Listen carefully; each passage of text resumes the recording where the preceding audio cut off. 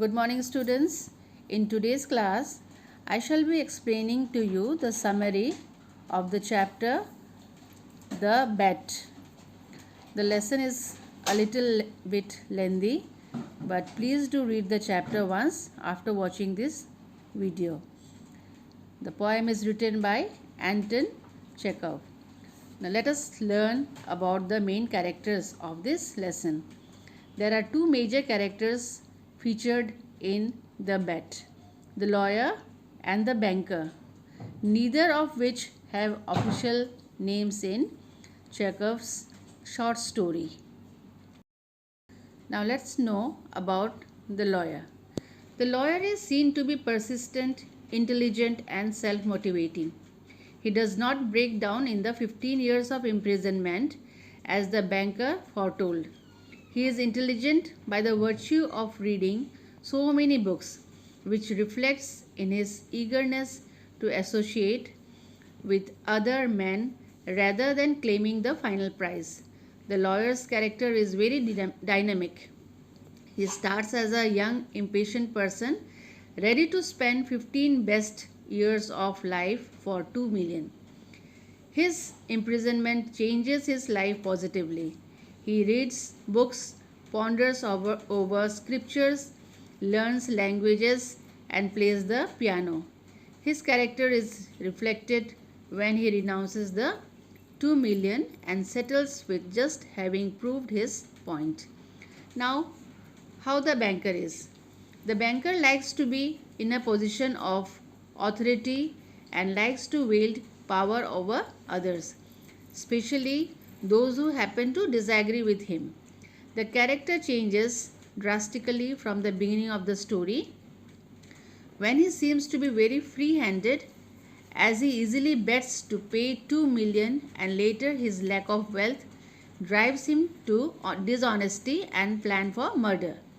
This also signifies the weak character of the banker. He is very attached to the materialistic luxuries of life and values human life less than his luxuries, as he plans on killing the lawyer. He plans on killing the lawyer for money, and nothing but money changes his mind. Now the story goes in this way. A rich banker is remembering a party he hosted 15 years ago where a debate broke out whether capital punishment or life imprisonment is the more moral punishment. The banker argued that life in prison is just a very slow death, so it would be better to get the death penalty and get it over with. A young lawyer argued the opposite, that any life is better than death, even if it means rotting in prison for decades. Oh, it's a stalemate. So the two made a bet. If the lawyer can stand to be in voluntarily solitary confinement for 15 years, the banker will pay him 2 million smackers, and that's a lot of duff. The banker set him up in a guest house. The lawyer could not get food, books, music, whatever he wanted, except human communication of any sort. At first, the lawyer seemed depressed, but soon began studying vigorously because at that time there were no Netflix in 19th century in Russia. First, he tackles languages and a bunch of things written in them. Then the Bible. Then a crazy mix of science, literature, and other seemingly random things. Soon the 15 years is almost up because there is no better way to pass the time than reading a bunch of obscure books, right? PhDs, etc. In the present, the banker realizes that if the lawyer wins, he won't be able to pay up the 2 million.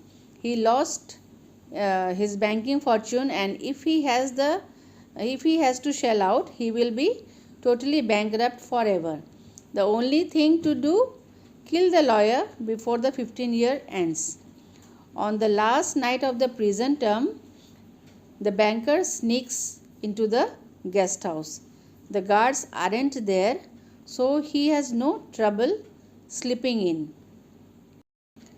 The lawyer is sleeping, and just as the banker is about to finish him off, he sees that there is a note on the desk.